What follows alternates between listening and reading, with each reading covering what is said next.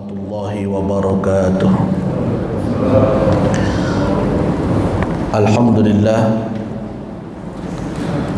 Alhamdulillahilladzi anzala as-sakinata fi qulubil mu'minina liyazdadu imanan ma'a imanihim wa allafa baina qulubina wa baina qulubihim bi ni'matihi ikhwana. Ashhadu an la ilaha illallahul malikul huda wa ashhadu anna Muhammadan abduhu wa rasuluhul mustafa. Allahumma salli wa sallim ala habibil murtada wa ala alihi wa ashabihi min ahli sidiki wal wafa, amma ba'du. Alhamdulillahirabbil alamin. Sebelum kita mulai, mari kita awali dengan kalimat tauhid. La ilaha illallah, la mawjuda illallah, la ilaha illallah, la ma'buda illallah, la ilaha illallah, la maqsuda illallah, la ilaha illallah, la matluba illallah. Bismillahi tawakkalna ala Allah, la hawla wa la quwwata illa billahil aliyyil azim. Alhamdulillah, kita sudah sampai ayat ke-53. Itu kalau cukup fotokopiannya agar lebih barokah dan kita mendapatkan pahala membaca, kita terlebih dahulu akan membaca ayatnya. Kami pandu sekali, silahkan Bapak Ibu mengikuti satu kali. A'udzu billahi minasy syaithanir rajim.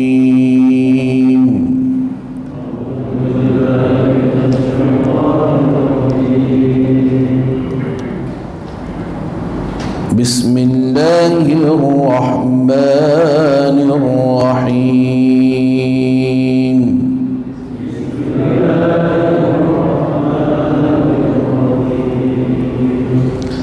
Ayat 53 ya. Wa idz ataina, wa idz ataina Musal kitaba wal furqana la'allakum tahtadun.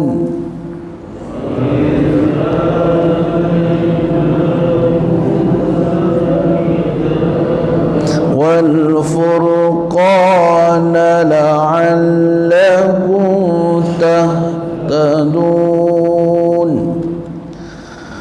Wa idz qala Musa liqaumihi ya qaumi innakum zalamtum anfusakum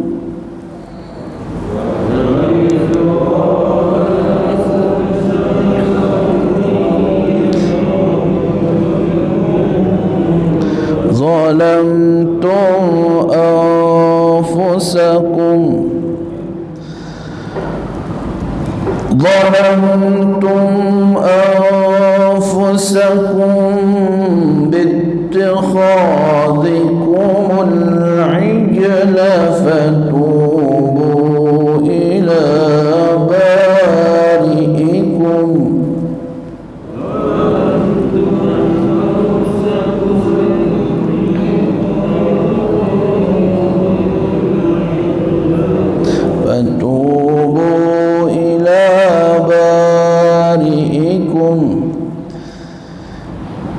فتوبوا إلى بارئكم فاقتلوا أنفسكم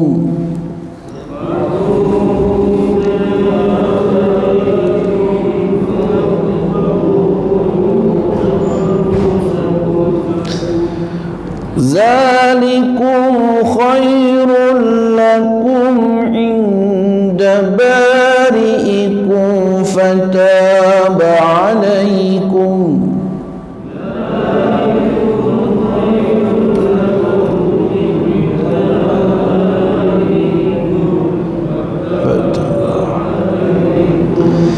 إنه هو التواب الرحيم.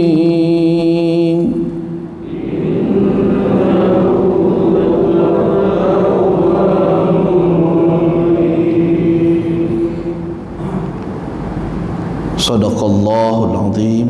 Ay a'lamu wallahu a'lam bihaqiqatil murad. Mudah-mudahan apa yang kita baca menjadi wasilah kebaikan. Satu huruf Allah berikan 10 kali lipat. Terlebih ketika kita memahami makna daripada ayat-ayat ini. A'udzubillahi minasyaitonirrajim.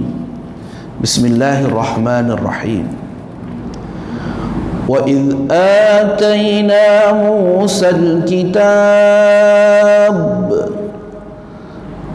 Dalam ayat-ayat sebelumnya kita membaca dan kita langsung menyimak banyak kalimat-kalimat yang berbunyi wa'idh, ya, yang bermakna uzkur, ingat, wa'idh, dan ingatlah. Ingat itu agar kembali membuka cakrawala kita supaya kita tidak lupa sejarah, gitu. Nah, jangan lupakan sejarah agar kita bisa praktekkan di masa hadapan kita.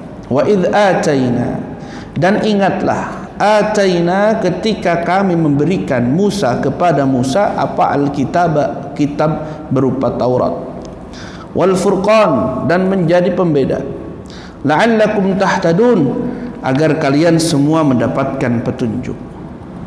Kembali ini adalah ayat untuk mengingatkan kepada kaum Bani Israel. Setelah kemarin kita membaca ayat 50, 51, 52, bagaimana kelakuan Bani Israel yang ketika Allah selamatkan daripada kejaran Fir'aun, selamat dari Lautan Merah dan Fir'aun ditenggelamkan di hadapan mereka, ternyata masih melakukan pengingkaran-pengingkaran.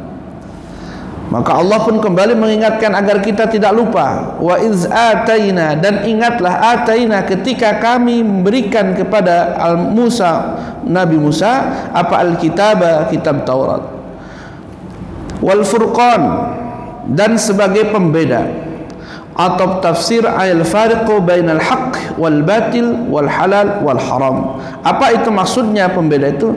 Merupakan ataf tafsir, hubungannya sebagai penjelasan bagi Taurat yang menjadi pemisah di antara yang hak dan yang batil, yang halal dan yang haram. Ini Taurat ini jadi merupakan hampir sama dengan semua kitab, menjadi pembeda antara yang hak dan yang batil, yang halal dan yang haram. Cuman belum selengkap Al-Quran.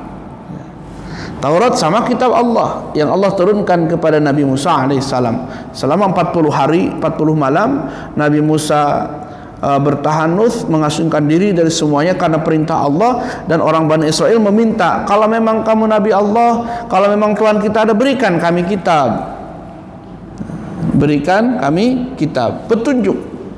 Ternyata setelah 40 hari 40 malam, ketika beliau turun dari bukit, maka dia melihat kaumnya sudah menyembah patung anak sapi. Oh, bayangkan Pak. Padahal mereka yang meminta agar diberikan petunjuk supaya kami mendapatkan hidayah. Ketika kitab itu sudah turun, mereka sedang menyembah anak sapi. La'allakum tahtadun, agar kamu peroleh petunjuk dengannya, yakni dengan kitab Taurat, daripada kesesatan. Minaz zalal di sini, bihi minaz zalal, yang disebut kamu mendapatkan petunjuk, minaz zalal, daripada kesesatan. Nah, kitab itu fungsinya adalah agar meluruskan kita daripada kesesatan. Kalau orang dengan kitab malah sesat, berarti dia salah menggunakan kitab tersebut, bukan kitabnya yang salah. Apalagi kitab-kitab Allah yang Allah turunkan. Kitab Allah semuanya ada 104. 100 berupa suhuf, ya, 50 suhuf kepada Nabi Adam, diberikan kepada Nabi This alaihissalam dan nabi-nabi yang lainnya. 4 kitab ini berupa bundelan, kalau yang lain itu berupa lembaran-lembaran saja.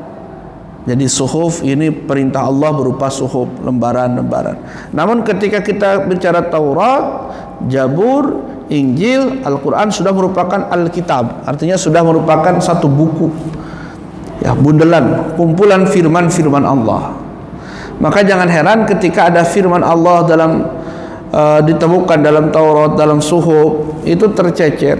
Dulu para nabi hanya memberikan nasihat-nasihat itu langsung gitu, nggak dibuatkan kitab. Karena jumlah para nabi itu sangat banyak, ada 124.000 nabi. Kita nggak bisa ngitungnya 124.000, sedangkan nama-nama menteri aja kita nggak tahu sekarang ya. Malas ngafalin nama menteri ya.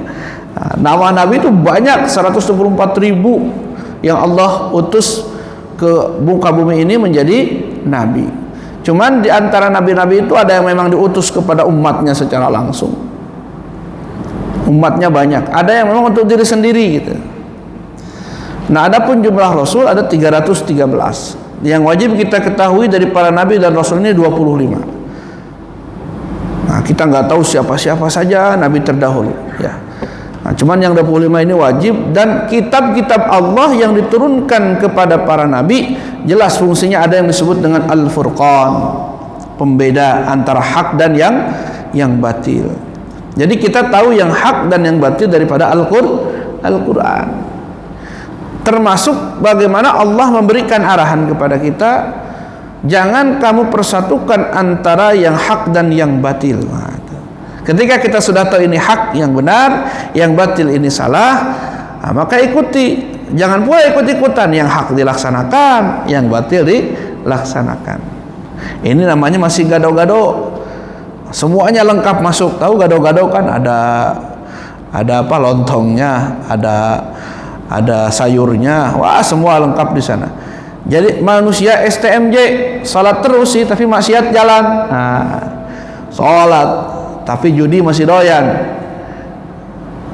Gak apa-apa Pak Ustadz, belum dapat hidayah. Salatnya udah dapat hidayah, ketika berjudi hilang hidayahnya katanya. Nah, mudah-mudahan didoakan, lama-kelamaan akan hilang. Tapi kalau kita istiqomah dalam kebaikan, Pak, jangan seudon sama orang. Ada pengalaman. Ada di Batam ini sudah 12 tahun. Dari 10 tahun yang lalu membina satu majelis ta'lim. Mohon maaf, majelis ta'lim itu diisi dengan orang-orang ekspatriat lah kata orangnya.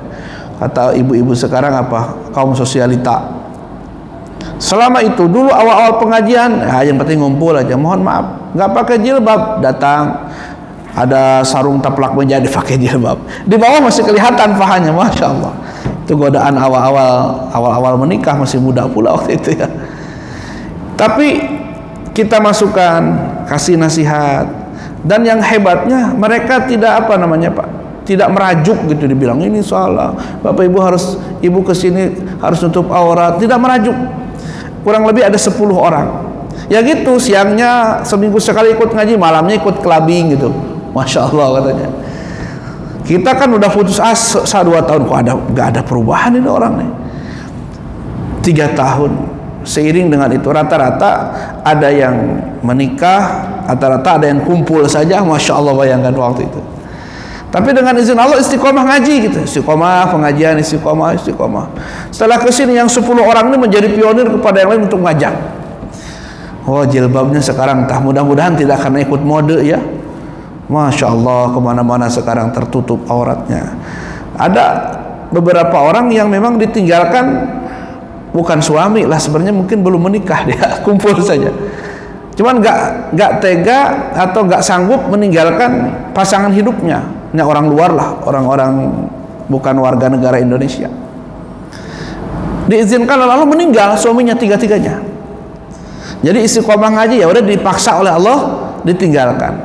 Nah, jadi sekarang memang serba keterbatasan, tetapi istiqomah. Artinya jangan suudon kepada orang yang mungkin masih melakukan maksiat, tetapi di satu sisi dia melakukan ketaatan. Bisa jadi dengan ketaatannya itu Allah berikan hidayah, cuman nggak tahu berapa lama.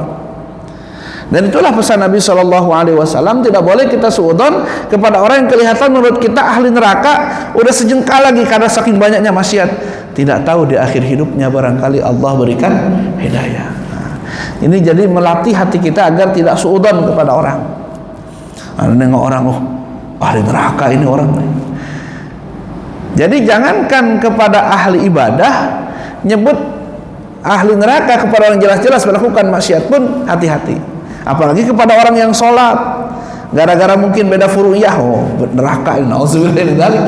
Padahal sholat mungkin karena perbedaan di antara kita ada perbedaan furu'iyah. Contoh, ada orang sholat mungkin kunut subuh, dia nggak setuju, oh, ini bid'ah, kullu bid'atin dolalah, setiap bid'ah itu sesat, wa kullu dolalatin finnar, setiap kesesatan masuk neraka. Udah nggak usah diikutin, ahli neraka. Orang sholat disebut ahli neraka, sedangkan ahli maksiat saja kita tidak boleh suudzon. Nah, ini pentingnya akhlak kita ya. Apalagi kalau terjadi perbedaan furu'iyah, wajar lah kan. Ustaz Luqman Hakim sudah menjelaskan perbedaan madhab yang 4 itu ya. Nah, jadi jangankan kepada ahli ibadah yang kita jelas-jelas oh sholat rajin ya berjamaah, orang rajin jamaah ke masjid dan kelihatan duduk di majelis ilmu, ketika dia meninggal saksikanlah dia orang soleh. Apakah dalam ada orang yang meninggal itu perlu disaksikan atau syahadah. Apakah ini orang soleh, oh, dia pernah sering berjamaah sama saya, pernah ngaji, itu disaksikan, akan menjadi saksi di yaumul qiyamah. Nah, ini kembali, jangan suudzon kepada orang yang mungkin secara zahir ahli maksiat, di akhir hidup kita tidak akan tahu. Maka perlu Al-Furqan ini menjadi pembeda, menjadi petunjuk kepada kita semuanya. Termasuk Al-Quran yang ada di depan kita ini menjadi petunjuk betul-betul dalam kehidupan. Kalau guru kami bilang ini rumus canggih ini. Semua rumus kehidupan ada di dalam Al-Quran. Cuman kadangkala kita mengabaikannya. Ya, udahlah. Katanya yang penting kita bisa ibadah betul. Tapi ilmu itu penting. Amal tanpa ilmu tertolak. Hanya penting kita untuk belajar. Bagaimana Al-Quran bisa menjadi petunjuk kalau kita membacanya saja malas. Wa idh qala Musa liqaumihi ya qaumi innakum zalamtum anfusakum. Kembali lagi dalam ayat ke-54, wa idh. Ingat agar kita tak lupa. Masa manusia itu kan diingatkan 1 kali masih ingat, 2 kali, kadang beberapa kali, 1-2 kali itu masih lupa, 3 kali 4 kali supaya kita ingat. Wa idh qala, dan ingatlah qala ketika Musa berkata liqaumihi kepada kaumnya, ya qaumi innakum, wahai kaumku, ya qaumi, wahai kaumku, dhalamtum anfusakum. Nah, bahasanya dhalamtum anfusakum, sesungguhnya kamu telah menganiaya diri kamu sendiri. Dhalim bittikhadikumul ijl, karena kamu telah mengambil anak lembu, artinya anak sapi, ilahan, sebagai sesembahan. Di sini penjelasan daripada Al-Imam Jalaluddin Jalaluddin Al-Mahali mengatakan ilah, Tuhan. Ingatlah wahai kaumku, ketika kamu menyembah anak sapi sebagai Tuhan, kamu sudah berbuat dolim kepada diri kamu sendiri. Fatubu ila bari'ikum, maka kemudian bertobatlah kamu kepada Tuhanmu. Disuruh, ini perintah. Fatubu, maka bertobatlah kamu, ila bari'ikum, kepada Tuhanmu. Dilanjutkan, khalaqakum, yang telah menciptakan kamu, min ibadatihi, ya, atas kesalahan-kesalahan kamu tidak menyembah kepadanya. Faqtulu anfusakum, maka untuk agar tercipta pengampunan itu, faqtulu, bunuhlah, anfusakum, dirimu. Apa maksudnya ini? Ayaliyaqtulul bari'u minkum al-mujrim. Wah, ini keras. Ketika kamu menyembah patung anak sapi, maka Allah mengampuni dosa-dosa kamu dengan suruhan faqtulu, maka bunuhlah dirimu. Maksudnya hendaklah yang tidak bersalah di antara kamu membunuh yang bersalah. Nah, ketika mereka menyembah patung anak sapi, saat itu Nabi Musa baru saja mendapatkan perintah dari Allah 40 hari 40 malam yang berupa kitab Taurat ini. Disaksikan oleh Nabi Musa mereka sedang menyembah patung anak sapi. Marah Nabi Musa, Allah murka kepada mereka. Maka supaya mereka mendapatkan pengampunan karena sudah berbuat syirik yang nyata, maka perintah dari Allah, bunuhlah di antara dirimu. Maksudnya yang tidak bersalah, yang tidak ikut-ikutan membunuh orang-orang yang bersalah. Bayangkan hukuman kepada kaum terdahulu, Pak.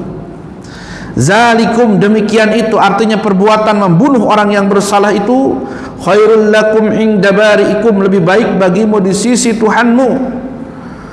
Indaba khairul lakum, bahasa di sini khairul lakum, lebih baik, artinya daripada kamu disiksa di akhirat. Inda bari'ikum, di sisi Allah lebih baik. Fauqakum li fi'li dzalika wa arsala 'alaikum sahabatan. Ya, di sini jelaskan.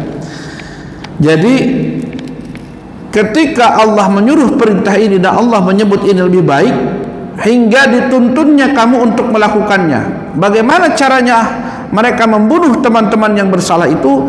Allah kirimkan kawan hitam agar sebagian kamu tidak melihat yang lainnya, yang akan menyebabkan timbulnya rasa kasihan di antara kamu yang akan menghalangi pembunuhan ini. Maka berhasillah pembunuhan itu, disebut pembunuhan massal, sehingga yang tewas di antara kamu tidak kurang dari 7.000 orang banyaknya. 70.000 banyak. Bagaimana cara Allah mensiasati ini, atau disebutkan menskenariokan hal ini? Allah kirimkan kawan hitam sehingga di antara mereka tidak bisa melihat. Ini kan luar biasa lagi Pak kejadian. Kita kalau sekarang lagi kabut, di depan kita masih kelihatan. Ini betul-betul gak nampak. Allah berikan hal itu. Jadi di antara mereka tidak saling melihat supaya tidak timbul rasa kasihan. Namanya manusia ketika sudah berhadapan-hadapan dengan orang pasti ada rasa kasihan, apalagi temannya. Langsung sama Allah diberikan hal itu, sehingga mereka tidak menyaksikan. Tahu-tahu saja ketika diangkat awan hitam itu sudah banyak manusia yang bergelimpangan, kurang lebih 70.000 jiwa saat itu. Berarti yang bersalah saat itu, yang betul-betul ingkar, sebanyak 70.000 jiwa. Bayangkan orang Bani Israel. Jadi udah diberikan oleh Allah pengampunan, udah diberikan oleh Allah pertolongan ketika mereka diselamatkan oleh Allah daripada kejaran Firaun, dan Bani Israel menyaksikan sendiri bagaimana Firaun itu tenggelam. Ya, bayangkan saja kita, Pak. Kita jangankan Laut Merah, dari sini ke Singapura tiba-tiba ada orang bisa membelah lautan. Dah, kira-kira gimana? Wah, hebat kali nih orang. Dan nggak ada sekarang seperti itu mukjizat. Kalaupun ada, kehebatannya ya bisa dibelah lautan dengan membuat bendungan gitu ya. Di Belanda kan kayak gitu. Ini langsung dibelah sama tongkat, tuh terbelah. Dan di belakang mereka dikejar oleh tentara Firaun yang jumlahnya lebih banyak. Mereka masuk ke lautan, bayangkan. Mereka menyaksikan sendiri bagaimana dalam lautan itu. Ketika mereka sampai di seberang Firaun masuk, mereka menyaksikan sendiri bagaimana Allah menenggelamkan Firaun. Masa tetap tidak beriman gitu, saking orang itu degilnya orang Bani Israel juga. Nah, setelah itu mereka nuntut lagi kepada Nabi Musa. Mana dong kalau memang kamu Nabi, katanya berikan kami kitab. Nabi Musa diperintah lalu naik kamu ke gunung Sinai.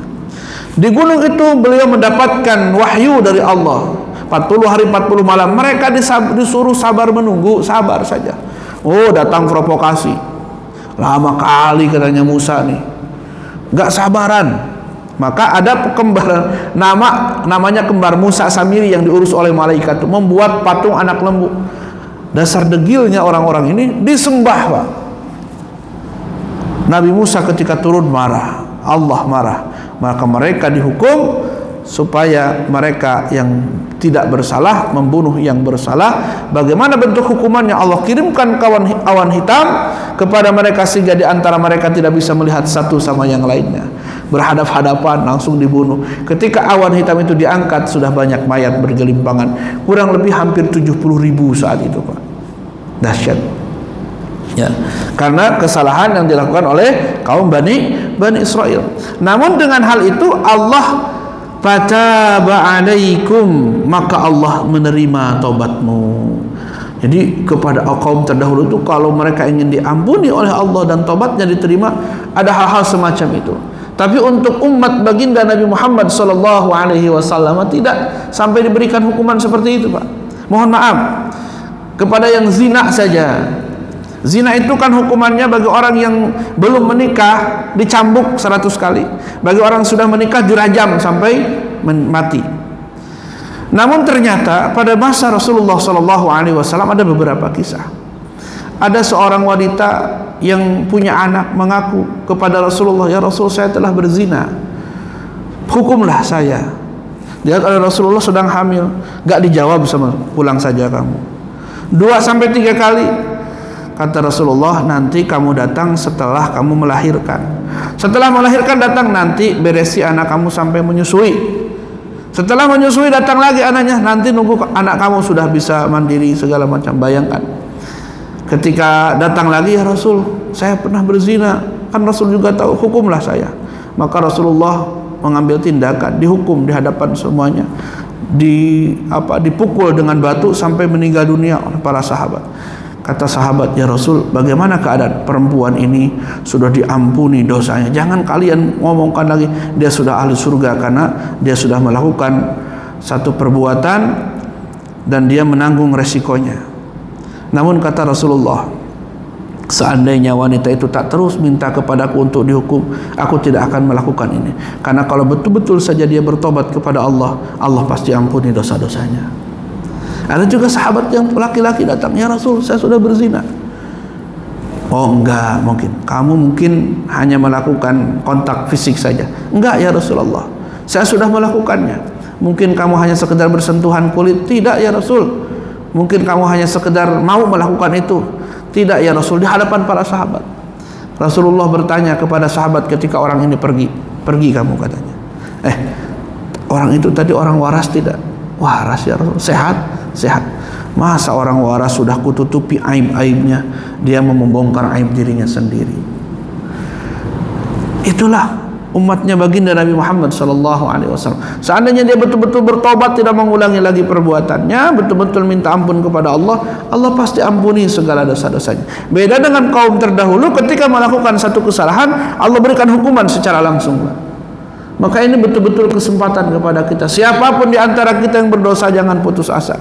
Karena menghadapi perbuatan dosa ini dua, ada yang putus asa, ada yang betul-betul tobat. Yang putus asa, kadang banyak lah neraka, nauzubillah min dzalik. Itu putus asa dari rahmat Allah. Wala tayasu min rauhillah. Janganlah kamu putus asa dari rahmat Allah. Atau bahasa yang lain dalam Quran, wala taqnatu min rahmatillah. Jangan terputus daripada rahmat Allah. Murka Allah lebih kecil daripada rahmat Allah. Rahmatnya lebih besar dibandingkan rahmatnya lebih besar dibandingkan murkanya. Maka dalam hal ini umatnya baginda Nabi Muhammad SAW diampuni dosa-dosanya. Sampai kapan? Itulah terjadi ketika Rasulullah akan wafat, maka Rasulullah minta kepada Allah supaya umat beliau diampuni dosanya sampai nafas di tenggorokannya. Innallaha yaqbalu taubatal 'abdi ma lam yughargir. Sungguhnya Allah menerima taubat hamba-hambanya ketika nafas sampai di tenggorokan. Masih diberikan kesempatan oleh Allah Subhanahu wa taala.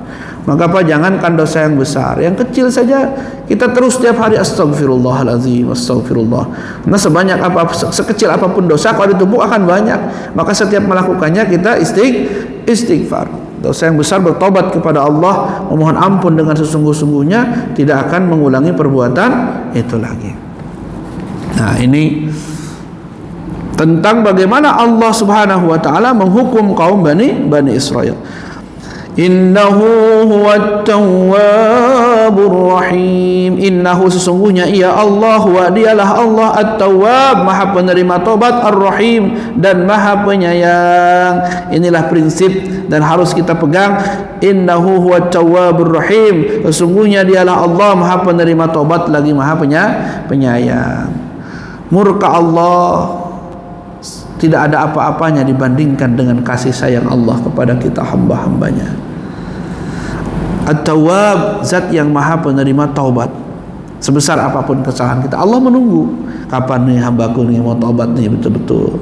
Ketika Allah berikan kesempatan kita bernafas, umur kita masih ada, kesehatan itu diberikan kesempatan oleh Allah Subhanahu wa taala. Ada orang-orang terlena dalam kehidupan dunia, Pak.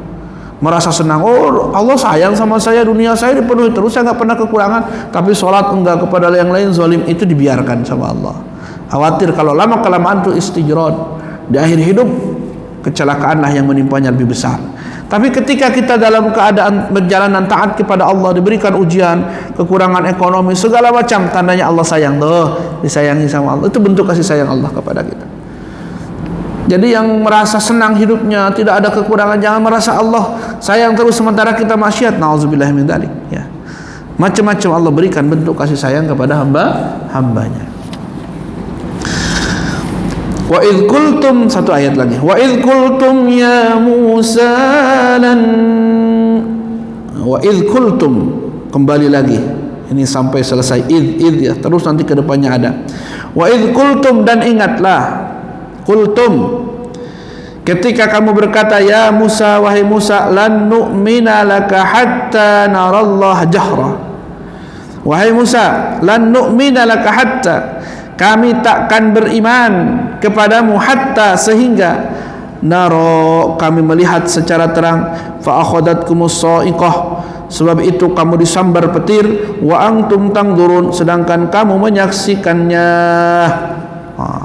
Jadi orang Bani Israil ini belum puas, maka mereka mengatakan kepada Nabi Musa, wahai Musa, lan nu'mina laka, sungguh kami tidak akan beriman. Disebutkan wa idh qultum ini setelah kamu pergi bersama Musa untuk meminta ampun kepada Allah sebab menyembah patung anak lembu, dan telah kamu dengar pula firman Allah. Udah dihukum sama Allah dengan saling bunuh-bunuhan, Pak. Udah tahu bagaimana hukuman Allah begitu dahsyat.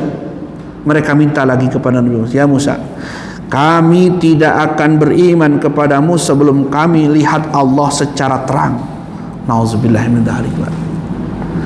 Mereka tak mau beriman sebelum mereka melihat Allah. Allahu Akbar. Kita sebandel-bandelnya umat Nabi, sebenarnya sebandel-bandelnya hamba Allah, gak pernah saya ingin melihat Allah. Kalau ada aliran-aliran bisa melihat Allah, nauzubillah min dzalik. Karena di Batam pernah terjadi, Pak. Saya sebutkan sajalah. Dulu ada aliran Mishkatul Anwar. Sekarang mudah-mudahan nggak ada lagi. Kita masuk ke dalamnya agar dituntun ibadah. Katanya bagaimana mungkin kita bisa dekat kepada Allah kalau kita tidak bisa melihat yang menyaksikan kita. Maka orang yang masuk ke sana berbayar, Pak. Bayarnya dulu 600.000 kalau nggak salah tahun 2008 ya. Nah, mereka dikumpulkan dalam satu tempat, mereka berzikir katanya. Mereka disuruh memejamkan mata. Di saat mereka memejamkan mata, dimatikan lampunya, tapi di tengah-tengah lampunya dinyalakan. Setelah itu ditanya, kamu melihat cahaya? Melihat cahaya? Iya. Padahal lagi gini kan, kalau dari gelap kemudian lampu dinyalakan pasti ada sekilat cahaya kan ya? Itulah bapak-bapak kamu, itulah Tuhan kalian. Auzubillah min dzalik. Sekarang aliran itu sudah mudah-mudahan nggak ada lah. Nah, kaum Bani Israil setelah mereka menyaksikan dengan nyata bagaimana kekuasaan Allah, masih menantang kepada Nabi Musa, kami tidak akan beriman kepadamu ya Musa sebelum kami melihat Allah secara terang. Di sini disebutkan secara nyata, ya, ayanan, ya, artinya secara lahdoh, nyata, pengen melihat begini. Sedangkan Nabi Musa ketika di Gunung Tursina itu minta kepada Allah, ya Rabb, izinkan aku bisa menatap. Musa, coba kau lihat itu bukit. Ada cahaya bukit, ke bukit tersebut. Nabi Musa belum apa-apa sudah pingsan, nggak sanggup. Karena apa? Frekuensi kita berbeda. Yang menciptakan dengan yang diciptakan. Di dunia nggak akan sanggup. Memang pengertian ihsan an ta'budullaha ka'annaka tarah. Ya, lihatlah kamu, beribadahlah kamu seolah-olah kamu melihat Allah. Wa illam yakun tara fa innahu yara. Kalau kamu enggak mampu melihatnya, sesungguhnya dia senantiasa melihatmu. Artinya ini intibar, kita enggak akan sanggup melihat Allah, tapi Allah senantiasa mengawasi kita. Kapan kita berjumpa Allah? Nanti di surga. Di dunia gak akan jumpa, gak akan bisa melihat secara langsung, tapi kita bisa merasakan bagaimana kuasa Allah kepada diri kita. Itulah tauhid, iman, harus yakin. Orang Bani Israil ini gedegil. Manalah katanya pengen lihat wujud Allah. Fa akhadhatkumus sa'iqah. Lantaran itu, sebab itu, maka mereka disambar petir. Bayangkan, langsung disambar petir atau halilintar sehingga mereka tewas semua. Nabi Musa ini udah, waduh umat tuh kayak gini amat ya. Langsung udah saling bunuh-bunuhan, terus kemudian mereka disambar petir gara-gara melakukan pembangkangan itu. Wa antum tanzurun, sedangkan kamu menyaksikannya atas peristiwa yang menimpa dirimu itu. Jadi mereka menyaksikan sendiri dahsyatnya murka Allah kepada kaum-kaum terdahulu. Ketika mereka melakukan satu kesalahan, maka mereka langsung diberikan hukuman oleh Allah Subhanahu wa ta'ala. Bagaimana dengan orang-orang sekarang ya Allah? Kalau saja itu bukan umatnya Sayyidina Muhammad sallallahu alaihi wasallam, mungkin sudah di bumi hanguskan. Maka pandemi yang melanda ini seharusnya menjadi iktibar kepada kita. Kita ini lemah. Sehebat apapun orang kaya, orang sehat, ternyata diberikan pandemi ini lumpuh semuanya. Artinya ini betul-betul peringatan dari Allah. Ya Allah, kita ini lemah, tidak ada apa-apanya. Maka kembalikan lagi kepada Allah Subhanahu wa ta'ala.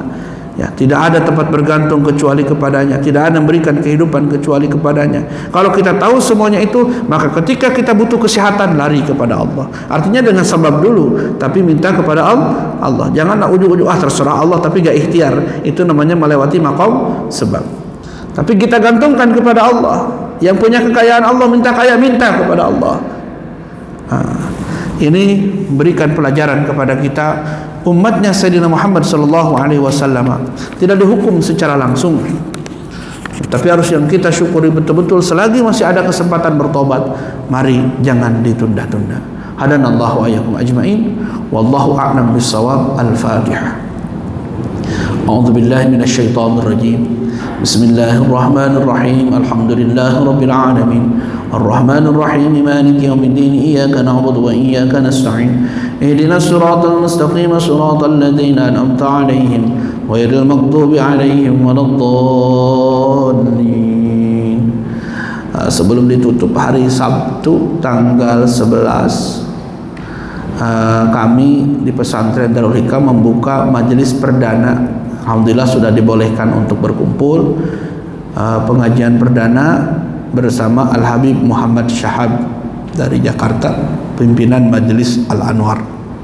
Maka kami mengundang kepada Bapak Ibu semua yang punya waktu, punya kesempatan, secara lisan dulu, nanti undangan menyusul melalui WhatsApp ke Mas Danang, nanti disebarkan ya untuk jamaah Masjid Baitul Azim. Pengajian perdana di Pondok Pesantren Darul Hikam, Patam Lestari bersama Al-Habib Muhammad Syahab dari Jakarta. Sabtu ba'da duhur acaranya. Sabtu ba'da duhur. Jadi yang punya kesempatan waktu, kami berharap dan mengundang kepada semuanya untuk hadir di acara tersebut. Mudah-mudahan Allah berikan kesempatan kepada kita semua, waktu, kesehatan. Ini dalam rangka syukuran juga selama buka pondok belum pernah ngadain acara karena masa pandemik ya. Sekarang sudah diperbolehkan. Kami berharap sekali semua agar bisa hadir pada waktunya. Nah, itu saja yang bisa kami sampaikan. Mari kita baca doa. Allahumma arhamna bil Qur'an waj'alhu lana imaman wa nuran wa hudan wa rahmah. Allahumma dhakkirna minhu ma nasina wa 'allimna minhu ma jahilna warzuqna tilawatahu ana al-layli wa atrafan nahar waj'alhu lana hujjatan ya rabbal alamin. Wallahu Allah muwaffiq ila aqwamit thariq. Assalamualaikum warahmatullahi wabarakatuh.